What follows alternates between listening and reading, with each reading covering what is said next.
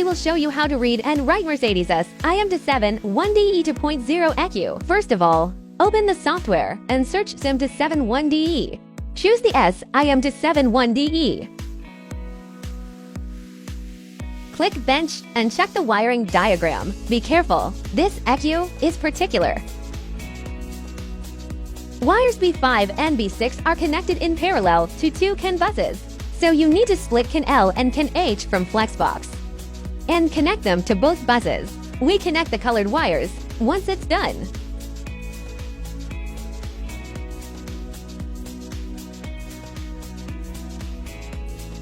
Click Next. And now we read, connect.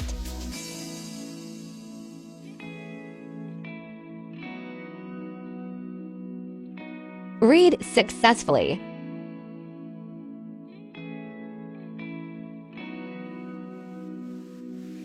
Now read the backup.